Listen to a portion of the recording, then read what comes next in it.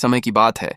एक शांत गांव में अरमेशस नाम का एक गरीब लेकिन दयालु किसान रहता था। उसके पास एक छोटा सा खेत था जिसमें वह मेहनत से अनाज उगाता था, लेकिन फसल कम होने के कारण उसे हमेशा तंगहाली में रहना पड़ता था। एक दिन जब रमेश खेत में काम कर रहा था तो उसने देखा कि एक सफेद खरगोश बार बार उसके खेत से गाजर चुराकर भाग जाता है। रमेश को गुस्सा आया और उसने खरगोश को पकड़ने की ठानी। अगले दिन उसने एक जाल बिछाया और कुछ देर बाद खरगोश उसमें फंस गया।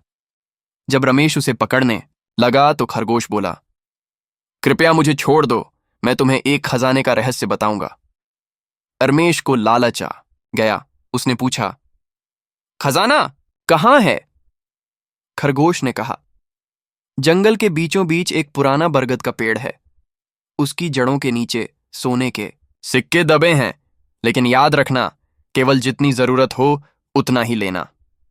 रमेश ने खरगोश को छोड़ दिया और तुरंत जंगल की ओर भागा। वहां उसे वह बरगद का पेड़ मिला। जैसे ही उसने खुदाई की, उसे सोने के सिक्के मिले। वह बहुत खुश हुआ, लेकिन लालच ने उस पर हावी होना शुरू कर दिया।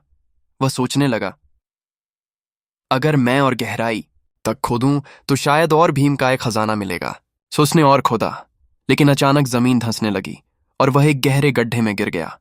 वह चिल्लाने लगा, लेकिन कोई सुनने वाला नहीं था।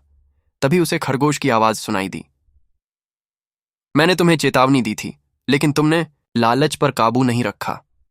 अब इस गड्ढे से निकलने का एक ही तरीका है, जो सिक्के तुम्हारी जेब में हैं उन्हें वापस रख दो। रमेश ने ऐसा ही किया।